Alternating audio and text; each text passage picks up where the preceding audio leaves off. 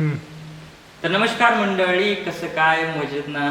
तर मित्रांनो, आजचा एक स्पेशल भाग असा की आपण आज महाराजांबरोबर चर्चा करणार आहोत. तर मी आलो पाचवलीला मठामध्ये. आत्तापर्यंत आपण कार्यक्रमाला येत होतो, पण आजचा एक वेगळा विशेष म्हणजे आमचे बंधू, म्हणजे माझे मोठे बंधू संजय दादा वाडकर, म्हणजे माझे खास मित्र म्हटलं तरी काय हरकत नाही. भाऊ बरोबर माझे खास मित्र आहेत ते, आणि त्यांचा पाठिंबा मला, आणि त्यांच्यामुळे आज मी इथपर्यंत पोहोचलो आणि आपल्या मठाशी कनेक्टेड आहे तो त्याच्यामुळे.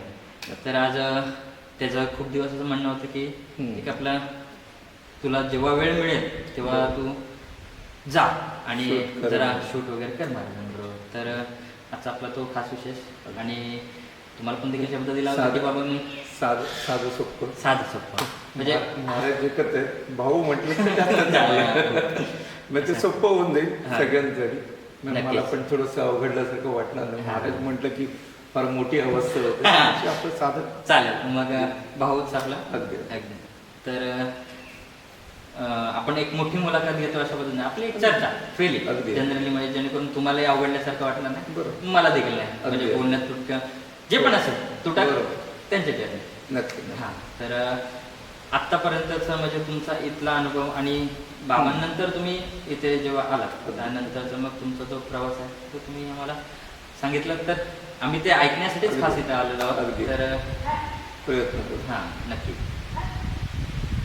सद्गुरू श्री स्वामी समर्थ महाराज यांच्या कृपा आशीर्वादाने गुरुवर्य स्वामी आनंद महाराज यांच्या प्रेरणेतून निर्माण झालेला हा सद्गुरू श्री स्वामी समर्थ महाराज यांचा हा मठ, मंदिर म्हणा, मठ म्हणा, काही जी वास्तू निर्माण झाली 1981 साली या मठाची स्थापना झाली. आणि त्यावेळेला गुरुवर्य बाबांनी गाणगापूर क्षेत्र आणि अक्कलकोट क्षेत्रेतून पावन केलेल्या पादुका या स्थानात आल्या, आणि त्याच्यानंतर 1986 साली या मंदिराची स्थापना झाली.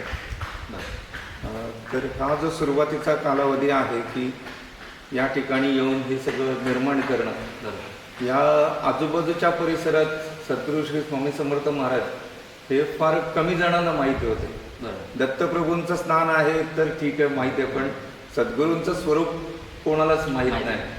आणि असं करता करता या ग्रामस्थांनी जी काही प्रचंड मेहनत केली, आणि हे स्थान निवडताना महाराजांची आज्ञा होती. तो दृष्टांत होता गुरुवर्यांना की बाबा या ठिकाणी येऊन या स्थानामध्ये सद्गुरूंचं एक सुंदर अशा मठाची स्थापना व्हावी. आणि त्या निमित्ताने बाबाने या ठिकाणी येणं केलं. आजूबाजूच्या परिसरात एक 2-3 जागा बघितल्या गेल्या, आणि मग ह्या जागेची निवड झाली. मांडवकर आई त्यांच्या नावाने असलेली ही जागा ती आपल्याला त्याने दिली, आणि आज ह्या 18 गुंठे परिसरामध्ये भव्य दिव्य असं सद्गुरूंचं मठाची स्थापना झालेली आहे. आणि त्यावेळेला ग्रामस्थांची आणि बाबांचे जेवढे शिष्यगण होते या सगळ्यांनी प्रचंड मेहनत केली. म्हणजे त्यावेळची जी मंडळी होती ती सांगायची की बाबांनी जेव्हा या मठाची स्थापनेला सुरुवात केली, फक्त पादुका आल्या सुरुवातीच्या कालावधीत, आणि तेव्हा जी सुरुवात झाली तर बाबांनी या मंदिरासाठी कर्जावर रक्कम घेतली. कारण ते कोणाच्याही अशा एकट्याच्या ताकदीवरती निर्माण करणं शक्य नव्हतं. आणि मग ती जी रक्कम होती ती रक्कम फेडणं सुद्धा बाबांना कठीण होतं. मग प्रत्येक बाबांच्या शिष्याने असं म्हटलं की बाबा आम्ही आमच्या खिशातला 1 रुपया मंदिरासाठी देतो, त्यांनी तुमचं कर्ज फिटेल आणि या वास्तूला चांगलं स्वरूप येईल. आणि असं प्रत्येकाच्या छोट्या छोट्या छोट्या सहभागातून हे मंदिराची स्थापना झाली. आजही बाबांबरोबर असलेली जुनी सगळी मंडळी म्हणतात की आम्ही कधी विश्वास ठेवला नव्हता की एवढं मोठं वास्तू निर्माण. बरोबर आहे, कारण तेव्हाची परिस्थिती पण एवढी अशी नव्हती की जेणेकरून तेव्हा आपल्याला एवढं उभं राहणं आणि एवढी मोठी वास्तू उभं राहणं. पण आणि आम्ही ते खूप कौतुक मानतो की त्या सामान्य परिस्थितीत गुरुवर्य बाबांनी एवढी मोठी कल्पना डोक्यात घेऊन चाललं की गावचं मंदिर आहे, साधं सोपं चालू आहे तर ठीक आहे, एक मंदिराच्या रचना आपण जे बघतो त्या मर्यादित स्वरूपाच्या असतात, पण या ठिकाणी बाबांनी पूर्णपणे सद्गुरूंचं संप्रदाय निर्माण केलं. मी कुठेही असं नव्हतं की बाबा मंदिर आहे गावातल्या लोकांनी संभायचं, संप्रदायाने संभायचं असं कुठे नाही. नाही. तो संपूर्ण बाबांच्या बरोबर जे चालणारे होते त्या मार्गावरती पाऊल ठेवून सगळ्यांनी आजही त्या पद्धतीने ती रचना चालू आहे. नक्कीच. जितके ग्रामस्थांची मेहनत आहे तेवढंच मुंबईकर मंडळी आहेत, इतर गावातली सगळी मंडळी आहेत, हे सगळं त्याच्यासाठी सहज सांभाळण्याचा प्रयत्न करतात. बरं. आणि हा इथला जो स्वरूप आहे हा सांप्रदायिक आणि ग्रामस्थ या दोघांच्या संगनमताने निर्माण झालेला सद्गुरूंचा संप्रदाय म्हणता येईल आपल्याला. नक्कीच नक्कीच. कारण त्यांचा देखील सहभाग प्रत्येक वेळा आपला जेव्हा कार्यक्रम होतो हो. तेव्हा त्यांचा सहभाग अगदी, तरी अगदी. नेहमी असतोच. तर हो. त्यांच्यामुळे अजून खुलून मिळतं. कारण आपण पर्सनली हा कार्यक्रम करायचा म्हटलं आणि बरोबर. आपल्या ग्रामस्थांचा सहभाग कार्यक्रम करायचा. त्यांचा सहभाग म्हटल्यावरती आपल्या लागणाऱ्या सगळ्या गोष्टी प्लस सकाळपासून ते अगदी कार्यक्रम पार पाडण्यापर्यंत अगदी. जेवढी खटपट आहे ती त्यांच्यामुळे सहज साध्य शक्य होते. बाकी तर आपले जे भक्तजन आहेत ते एकत्रच गर्दी करतात. गर्दी करतात. त्यांच्यामुळे तर अजून कार्यक्रम खुलून दिसतो. आमच्याकडे ही जी रचना आहे त्याच्या रचनेमध्ये हा संपूर्ण परिसर झाडण्यासाठी प्रत्येक घराला 10 दिवस दिले. छान. आणि आज किती वयस्कर झालेली मंडळी असली, आज माझी 10 दिवसांची पाळी आहे तर मी येऊन आवर्जून करणार. आणि एवढं बाबांनी रुजवलंय ना की दुसरा येणारा कधी असं म्हणणार नाही की त्याने कशी बशी झाडू मारली. हा. तो प्रेमाने येईल, तो त्याचं काम करेल, तो निघून जाईल. बरोबर. आणि ही जी काही रचना आहे ही फार कमी गावांमध्ये किंवा संप्रदायात बघायला मिळते. बरोबर बरोबर. कारण मी आज स्वतः हे अनुभवलं की एवढा परिसर एकट्याने जर मारायचं म्हटलं तर जवळजवळ तासभर जातो. मी अगदी बरोबर घेतलं तरी सुद्धा. होय होय. आता पण आपला हा परिसर आहे ना पूर्ण एकदम नीट आणि क्लीन हो, नेहमीप्रमाणे. नेहमीप्रमाणे. हा. अगदी. तर हा प्रश्न नक्की होताच तुमच्यासाठी. पण आम्हाला वाटत होतं की तुम्हीच हे सगळं स्वच्छता वगैरे सगळं काही तुम्हीच हो, करता, हो. इथे बसताय त्यामुळे. बरोबर. पण आता तुम्हीच स्वतःहूनच खुलासा केला की प्रत्येक ग्रामस्थ म्हणजे प्रत्येक घराला बरोबर. त्यांनी स्वतःहूनच रुजवून घेतला की बाबा माझं आहे, मला नाही, करायचं. काय आहे की जेव्हा इथे संप्रदायाची निर्मिती झाली बरोबर. तर बाबाने काही गोष्टी ह्या प्रचंड कठोरतेने केल्या हा. की एवढी सेवा मला अपेक्षित आहे, महाराजांच्या सेवेमध्ये कुठेही तजुबरी कमी होता कामा नये. हा. आणि ते जे रुजवलेलं आहे ना ते कुठेही आता कमी होत नाही. बरोबर. कारण ते पहिल्यापासूनच त्यांच्या मनामध्ये हा. रुजवलेलं आहे. अगदी, त्यामुळे अगदी. त्याला काही बरोबर. पर्याय नाही. आता जेवढे तुम्ही साधे आणि सिंपल याच्यामध्ये आहेत तर हा. मला ऐकण्यामध्ये आहे की बाबा खूप स्ट्रिक्ट होते. हा. असे प्रमाण खूप होते पण बरोबर. त्यांना जे पाहिजे ते पाहिजे. अगदी अगदी. अगदी त्याप्रमाणे त्यांचं म्हणणं असं की बाकी तुम्ही मला नमस्कार नाही केला तरी चालेल पण महाराजांच्या सेवेमध्ये तसुबरी फरक होता कामा नये. आणि तेवढ्यासाठी मी कधीही ते उंच आसनावरती बसले नाही.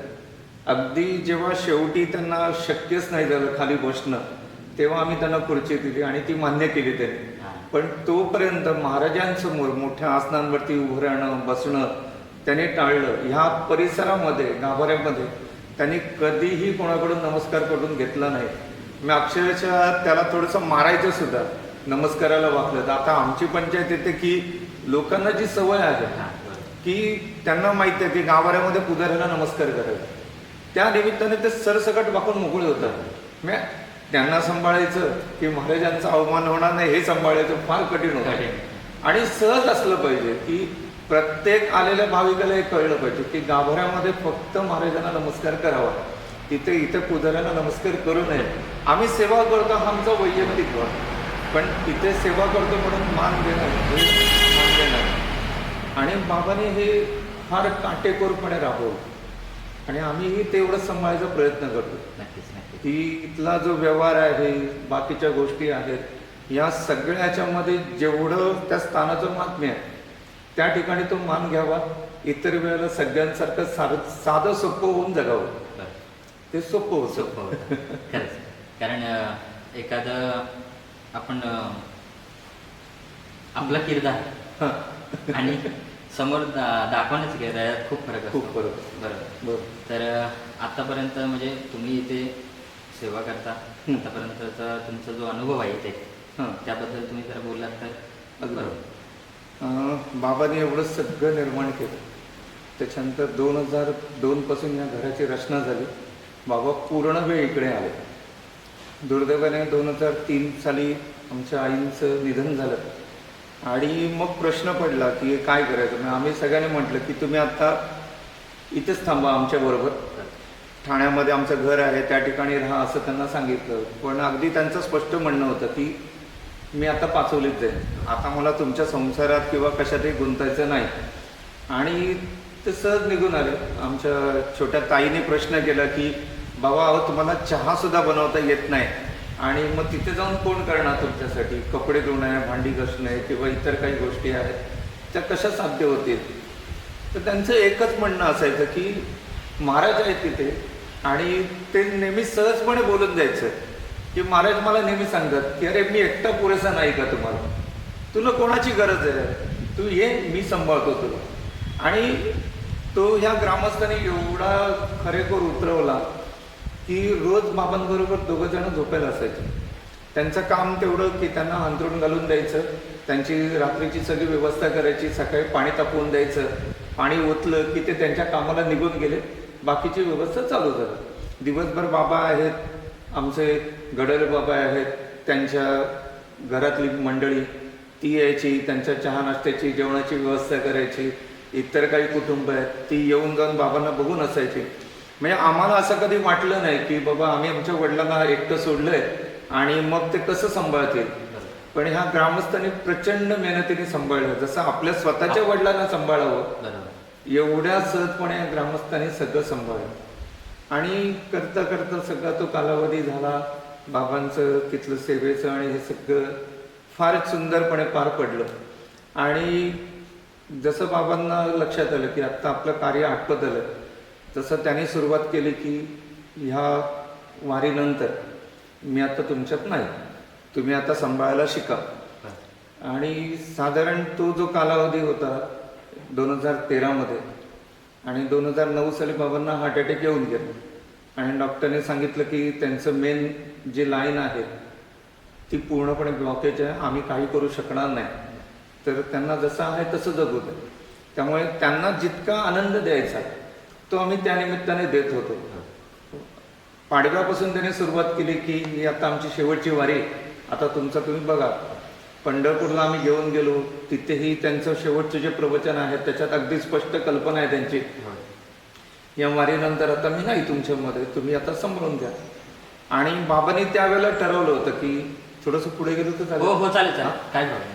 बाबाने त्यावेळेला ठरवलं होतं की मला जे सद्गुरूंच्या सेवेमधले असलेले अनन्य असे भक्त जे आहेत त्यांचं दर्शन करायचं आणि मला आटवायचं. म्हणून आम्ही त्या निमित्ताने त्या वर्षीची जी वारी होती, पंढरपूर वारी झाल्यानंतर आम्ही कणकवलीत गेलो, भालचंद्र महाराजांच्या मठात गेलो, राऊळ महाराजांच्या मठात गेलो, टेंबेस्वामींच्या महाराजांच्या मठात गेलो, आणि सगळं करून शेवटी आम्ही पोचलो वेंगुर्ल्यात आनंदात महाराजांच्या मठामध्ये. आणि दुपारच्या जेवणाच्या वेळेला सगळ्यांना राऊळ महाराजांच्या इथे त्यांनी अगदी स्पष्टपणे कल्पना दिली होती, रात्रीचं जेवण कोणाला मिळणार नाही, तुम्ही आत्ताच उपवास सोडा, नंतर काही जेवणाची व्यवस्था नाही. म्हणजे व्यवस्था केली होती, पण त्यांच्या डोक्यात ज्या कल्पना होत्या किंवा त्यांचा जो काही तो कालावधी होता तो त्यांनी तशा पद्धतीत निर्माण केला होता. आणि असं करता करता वेंगुर्ल्यात गेल्यानंतर त्यांनी तिथे सगळ्यांना सांगितलं माझ्यासाठी आता इथे जागा बघा आणि मी माझं इथे आटपतो. आणि आम्ही तरी पण म्हटलं नाही बाबा, देवगडला आपली व्यवस्था आहे. आणि येता येता वाटेत त्यांनी सगळं त्यांचं कार्य आटपत आलं. मग आम्ही तिथूनच कणकवलीतूनच सरळ आम्ही दापोली घातली. दुसऱ्या दिवशी त्यांचं सगळं विधिवत कार्य झालं. आणि हे केल्यानंतर लक्षात आलं की अरे बाबांनी आपल्याला काहीतरी दिलं. ती एकमेव गोष्ट आहे की महाराजांची सेवा करणं. आणि ते करत असताना की तो जो कालावधी होता तो फार कठीण होता आमच्यासाठी, की एवढ्या सहजपणे बाबा सांगून गेले. आणि आमच्यासाठी ती एवढी मोठी पर्वणी आहे, कारण दरवर्षी आम्ही पंढरपूरची वारी आटपली की इथे येणार, मंदिरात यायचं, महाराजांची सेवा करायची, अभिषेक आवर्तनं करायची, आणि मग दुपारी जेवून निघून जायचं. म्हणजे तो वारीचा उपवास सोडायला आम्ही इथे यायचो. असं दरवर्षीचा तो नियम होता. आणि बाबाने त्या निमित्ताने त्रयोदशी निवडली. त्रयोदशीचं महत्व प्रचंड आहे.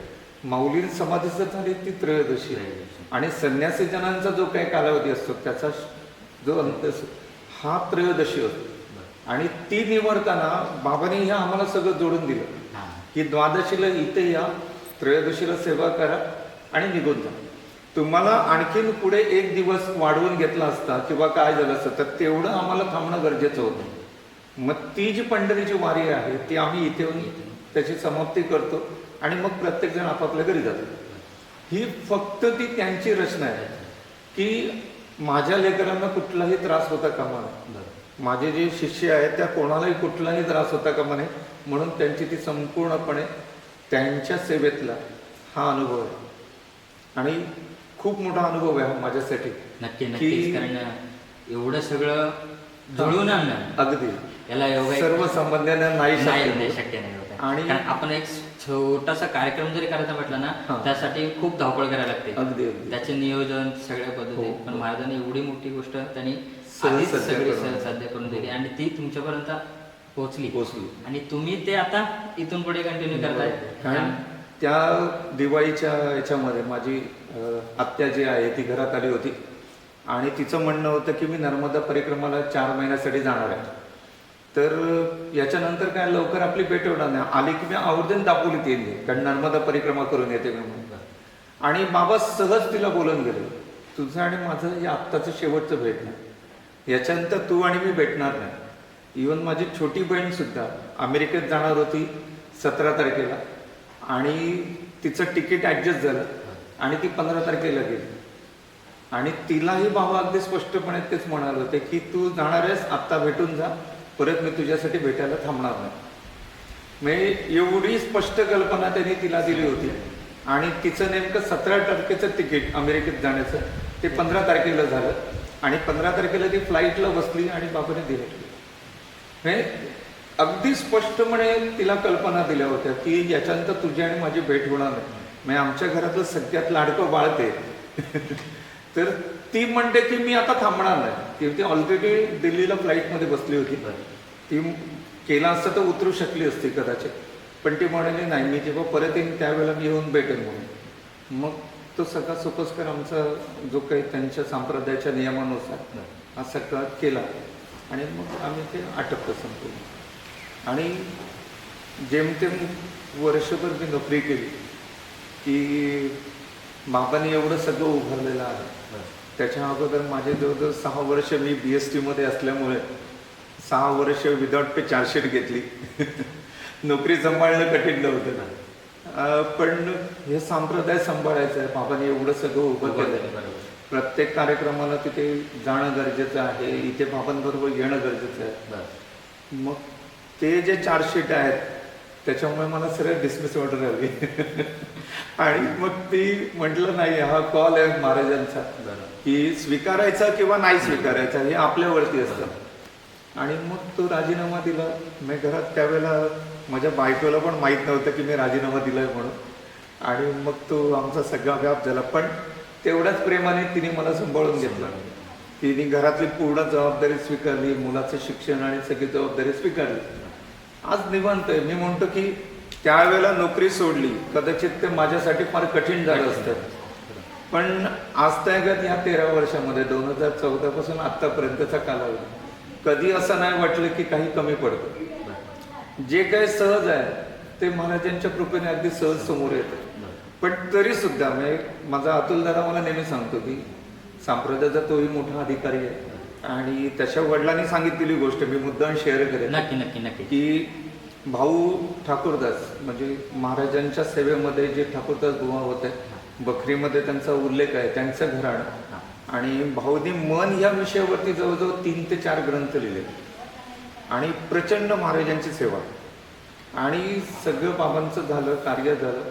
दुसऱ्या दिवशी भाऊने मला स्वतःहून फोन केला की काही काळजी करू नकोस, बाबा ज्या ठिकाणी असायला पाहिजे तिथे महाराजांच्या सेवेत पोचले, तुला आणखीन काळजी करायची काहीही गरज नाही. मग ही माझ्यासाठी प्रचंड मोठी साठवण की आयुष्यभर बाबांनी ज्या सेवेमध्ये घालवली ती सेवा आता पूर्णपणे रुजू झाली. की आम्हाला जे सांगायचे की आता आम्ही महाराजांच्या सेवेत जातोय, काय करतो, ते त्यावेळेला लक्षात येत नव्हतं. ते झाल्यानंतर जवळ संदेश आला की नाही महाराजांच्या सेवेत रुजू झालं. मग तिथून आमचं कार्य सुरू झालं. पण आम्ही तेही म्हणतो की या देहाने कार्य होत नाही, कार्य आजही होतं ते गुरुवर्य स्वामी आनंद महाराज बाबांच्या कृपा आशीर्वाद. फक्त देहरूपाने मदत करायला म्हणून आम्ही इथे आलो आणि कार्य त्यांचं आहे ते करून देतो. कारण नक्कीच आम्ही आतापर्यंतचे प्रत्येक कार्यक्रम बघतो त्याच्यामध्ये अगदी भरभरून आम्ही स्वतः देखील आता मला 2 वर्ष झाली हो. मी ते आहे बरोबर. 2 वर्षाचा आपला संबंध आहे आणि त्या निमित्ताने मी इथलं जोडलं गेलो. अगदी. आतापर्यंत आपण शूट वगैरे मी सगळ्या गोष्टी करतो ते तुम्ही बघता, अगदी. पण त्याच्याबद्दल माझी अपेक्षा काही नसते हो की मला त्याचं काय मिळावं, पण तुम्ही तुमच्या पद्धतीने जेही काय मला देता हो. ते माझ्यासाठी एक आशीर्वाद म्हणून मी स्वीकारतो. आणि इथून पुढे हां. जे पण कार्यक्रम असतील त्याच्यासाठी मी स्वतः अगदी, इथे अगदी. असणाऱ्या प्रत्येक कार्यक्रमाबद्दल खूप खूप ही माझी सेवा आहे तुमच्या नक्की. कधीही काही असलं बिंदास, फक्त बिंदास हो. आदल्या दिवशी कॉल अगदी, करावा अगदी. की आपला अगदी. असं आहे मी त्या बरोबर. कायमस्वरूपी नाही, आहे. हे आणि कसं आहे दादाला तर मी ते आवर्जून सांगितलं की तू हां. टेन्शन नको घेऊ, त्याचा काही कार्यक्रम असला तुम्ही पाठवलात की हो. मुंबईला असं आपला कार्यक्रम आहे तर दादाचा आवर्जून मेसेज येतो मला, हो हो हो. मेसेज कॉल येतो असं बरोबर. कार्यक्रम आहे महाराजांचा काय मेसेज, मग मी सांगतो महाराजांचा तुझ्या अगोदर मेसेज आलेला आहे हो. की आपला असा कार्यक्रम आहे, मग जाणार आहेस ना. हो हो नक्की. बोला आता ही सांगण्याची गोष्ट नाही, पण आता नाही, मी तिथं हे जोडला गेलो. सगळं काही कुठे एकट्याच्याने होत नाही ना. बरं, बाबांबरोबरचे जेवढे तयार झालेली मंडळी आहेत जे आज माझी पाठराखण करतात बरं. ती सगळी मंडळी आजही त्याच श्रद्धेने समोर येतात की बाबांचं आहे, बाबांनी आम्हाला जे दिलंय चालवायला ते आम्ही त्या प्रेमापोटीच चालवतो. नक्की. हे ग्रामस्थ सुद्धा इतक्या धडाड्याने असतात ना की कार्यक्रम तुमच्या दृष्टीने 1 दिवसाचा असतो, पण 15 दिवस अगोदर आमची तयारी चालू असते. नक्कीच. आणि या संपूर्ण गावातले महिला मंडळ असेल, सगळी भांडी धुणं असेल, भोजनगृह साफ करणं असेल, पाण्याची टाकी साफ करणं असेल, कुठलंही काम असू दे ग्रामस्थ कधी नाही म्हणत नाही. बरोबर. ते आमची 15 दिवस अगोदर तयारी चालू असते. नक्की. इथलं धुवून काढणं आहे. मग अगदी त्या दिवशी तर पाणी नव्हतं, नेमके 2-3 दिवस लाईट नव्हती. मग आम्ही जे काही पनळीचं पाणी आलं ते भरून ठेवलं. मग आता दुसऱ्या दिवशी कोण येणार, तर ज्या सकाळी झाडूसाठी ताई आल्या होत्या आमच्या वाळंजताई, हां. तर त्या म्हणाल्या मी आहे ना, तुम्ही पटापट पाणी होता मी झाडू मारून घेते. मी अक्षरशः त्या अर्ध्या पाऊण तास थांबल्या, त्यांचा मुलगा होता बरोबर, आणि मग आम्ही पाणी मारून पटापट धुवून घेतलं. मग आणखीन कोणीतरी येतील आणि मग मदतीला आपण आरामशीर करू, असं काही होत नाही. बरोबर. जेव्हा जिथे वेळ आहे तिथे आम्ही एकटं करायची तयारी करतो. नक्की नक्की. आणि ग्रामस्थांचा स्वभाव प्रचंड बघतो मी 2 वर्ष बघतो ते हो. प्रत्येक अगदी लहान मुलांपासून ते मोठ्या हो. व्यक्तीपर्यंत आपल्या इथे अगदी. प्रत्येक सहभाग. सकाळपासून ते अगदी रात्री शेवटला होईपर्यंत त्यांचा सहभाग आहे. आणि हाच सहभागामुळे आपल्याला पुढचे कार्यक्रम देखील करताना खूप आनंद होतो. आणि त्यांनी तर त्यांचं अगदी मनच इकडे की हो. आपलं जे काही कार्यक्रम असेल अगदी. मला आम्ही आहोत. बरोबर. तर अजून महाराजांचं तुमचं सकाळचं शेड्यूल जे आपण पूजापासून सगळं काही तुमचं रेग्युलर तुमचं ठरलेलंच असतं.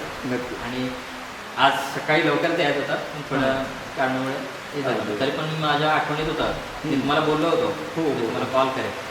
तर मग तयारी केली, कॉल करून बघतो तुम्ही तिथे जाणार काही गोष्टी सांगितली होती. हो. त्याच्याबद्दल मग मी आता इथपर्यंत पोहोचलो. आणि मग आता हे पाऊस वगैरे सुरू आहे, हो. हे काय चालूच राहणार. अगदी अगदी. आणि बाकी आता इथून पुढचं आपले जे कार्यक्रम वगैरे असणार त्याच्यात आपण नक्की येऊ. आणि तुम्ही आपल्या भक्तांसाठी काय तो संदेश देऊ इच्छिता तो नक्की द्या. एक मिनिट. सद्गुरू श्री स्वामी समर्थ महाराज, गुरुवर्य स्वामी आनंद महाराज यांच्या कृपाआशीर्वादाने निर्माण झालेला हा सद्गुरू श्री स्वामी समर्थ महाराज यांचा मठ गेली 45 वर्ष सातत्याने या ठिकाणी सेवा चालू आहे. मंदिरामध्ये आलेली अनेक कुटुंब अगदी सहजपणे प्रसन्न होऊन, अंतःकरणाने शुद्ध होऊन, आणि या ठिकाणी आपल्याला सहज जर पाहिजे असेल तर आध्यात्मिक सेवा आपल्या सगळ्यांसाठी इथे मांडलेली आहे. गुरुवर्य स्वामी आनंद महाराज यांच्या कृपाआशीर्वादाने आणि त्यांनी केलेल्या साधनेतून आपल्या सगळ्यांना खूप आनंद प्राप्त होईल. आपण सगळेजण या ठिकाणी या, आपलं आयुष्य सद्गुरूंच्या अगदी सानिध्यात जवळ जाऊन आपलं सुखी करा आणि आनंदी अंतःकरणाने आपण इथे या. महाराजांची सेवा आणि महाराजांच्या कृपा आशीर्वादाने आपलं कुटुंब आपलं घर, आपली लहान मुलं, मोठी वयस्कर माणसं या सगळ्यांना आनंद प्राप्त करून घ्या, एवढीच आमची आपल्या चरणी प्रार्थना. सद्गुरू श्री स्वामी समर्थ महाराज की जय. जय.